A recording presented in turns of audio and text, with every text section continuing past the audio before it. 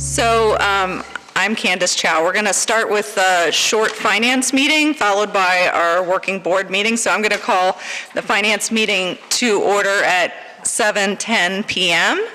And our first action item is the minutes of the previous finance committee meeting. I'll read the motion, and then we can call that, see if there's any amendments. The finance committee recommends that the minutes of the March 4, 2019 Finance Committee meeting be approved as presented or as amended. Do I have a second? Second.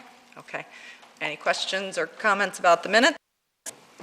Seeing none, can we have a vote to pass the minutes? Sure. Tanya Budi, Yes. Cohen, Yes. Chow. Yes, motion passed.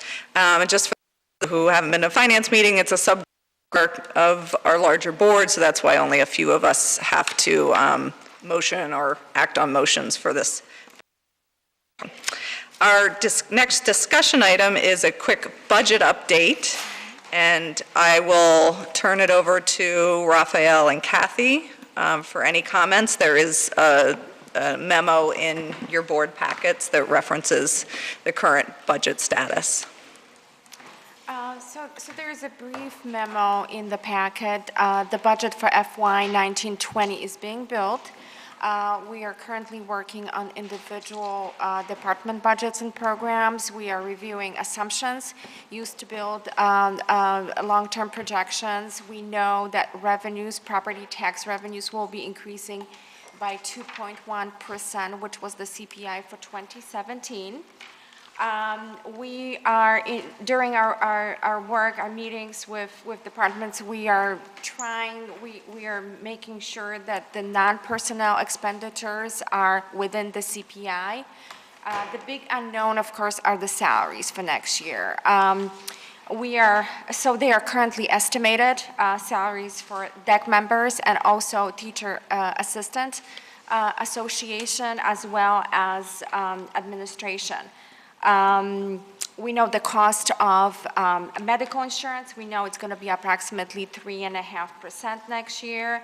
$1.25 million for capital outlay in next year's budget is a very small budget, and it doesn't meet our needs because the district is limited by debt service extension base, but we are making sure all the projects scheduled for summer of 2019 will be paid from that budget.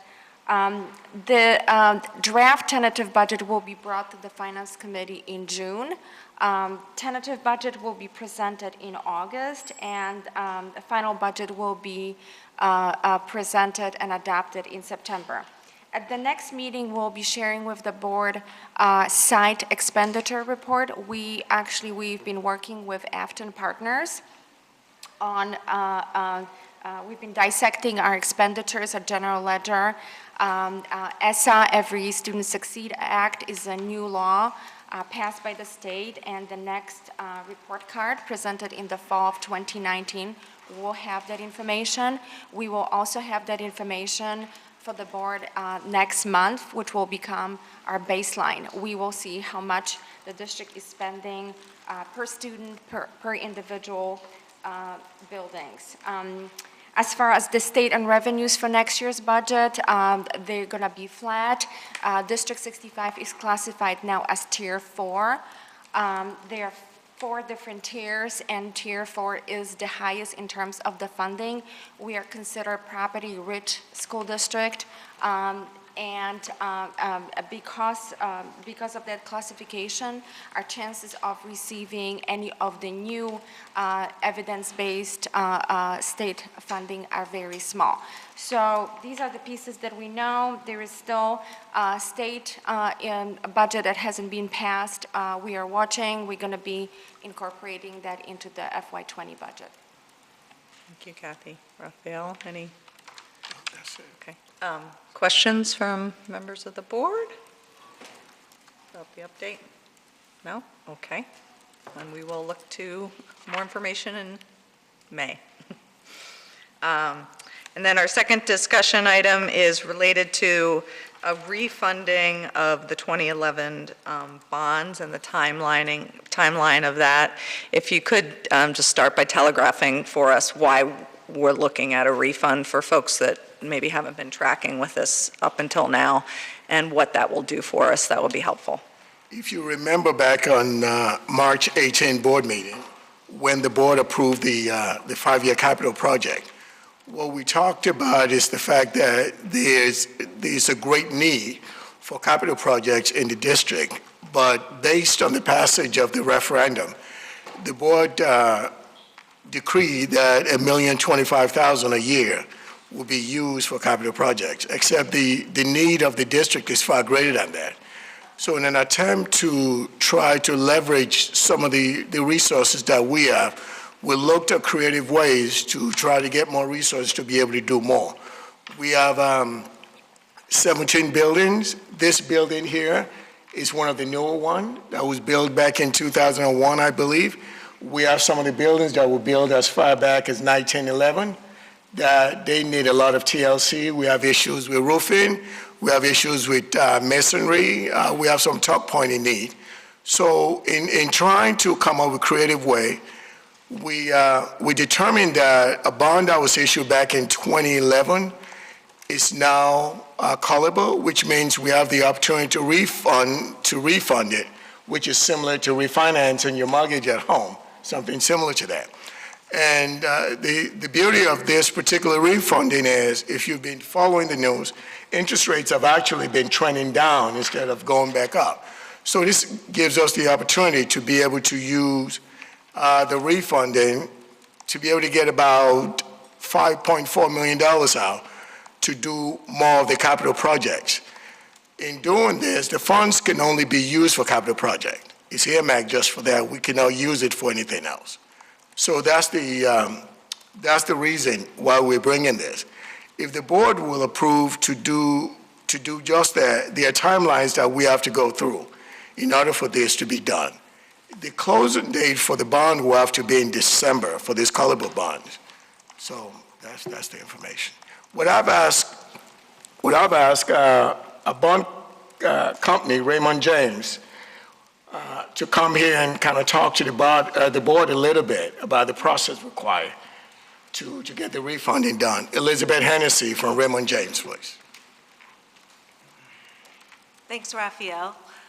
So this opportunity to refund the 2011 bonds comes with the current call date of December 1 of 2019, as Raphael stated, and the opportunity to save interest within for these bonds also provides the opportunity to issue a small amount of new bonds, and without extending the maturity farther than your current maturity.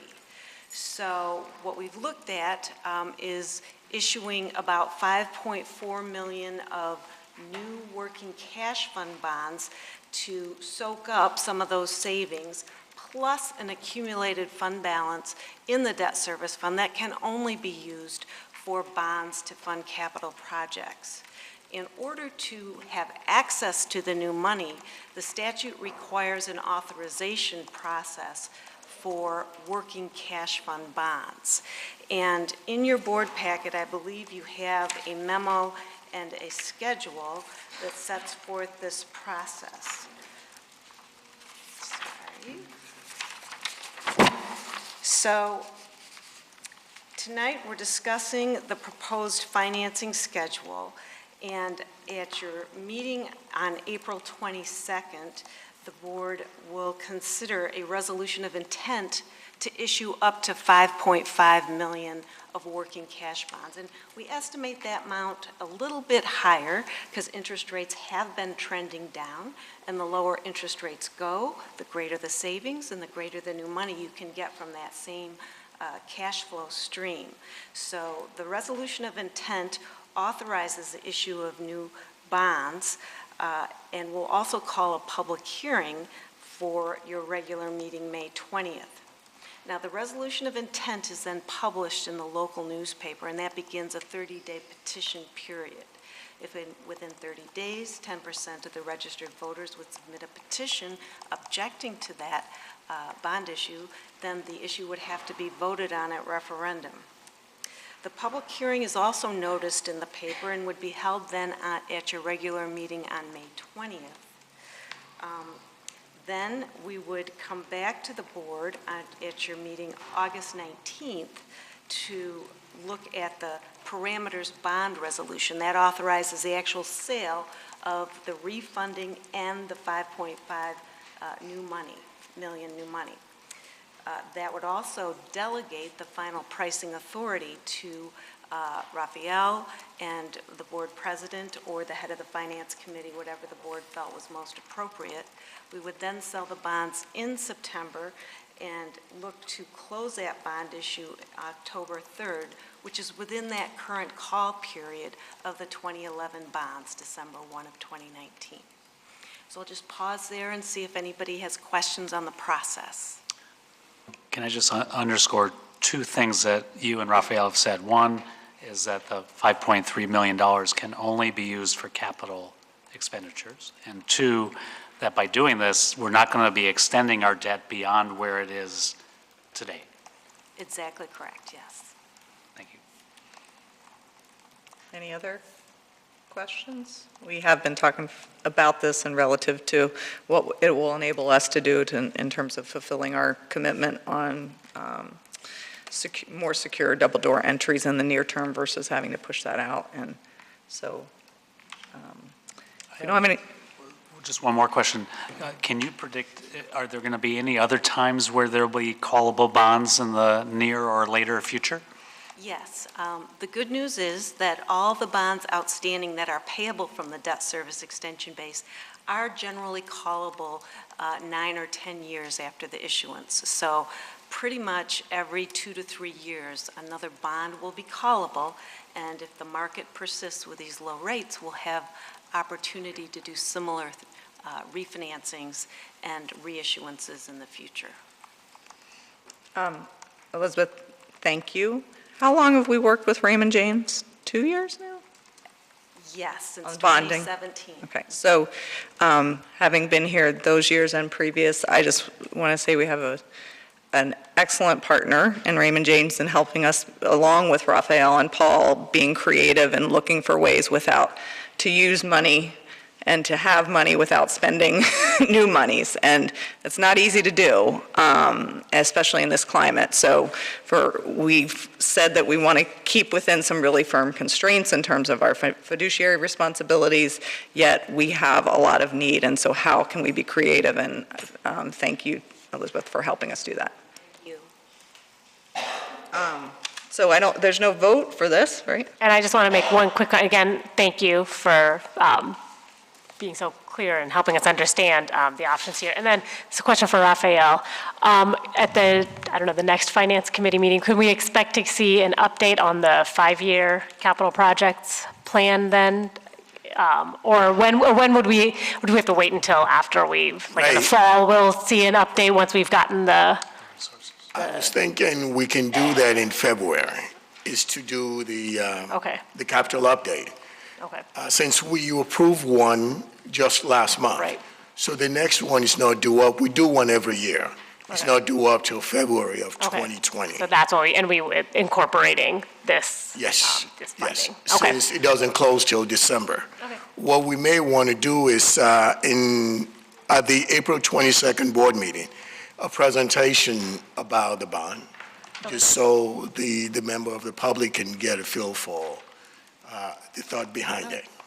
And again, it's worth underscoring we have, thanks to the generosity of the Evanston and Skokie, or the Evanston voters, we have, and Skokie voters, we have $1,025,000 a year on capital from the referendum. And then we would have this $5.3 million. So that's $6.4 million. We still have about $105 million of capital needs that we're facing in the future. And so those are daunting numbers, and we want to continue to be as creative as we can as we move forward. And something else I want to point out, the proceeds of the bond has to be spent within 3 years. So we can't stretch it out longer than 3 years. Then we run afoul of having to pay taxes on it and such, because they're non-taxable bonds. So, thank you. Thank you. So that's the end of our discussion items. Our next meeting is May 6th, and I therefore adjourn the Finance Committee meeting portion of this evening at 7:25 PM so that we can move on to working board business. Thank you.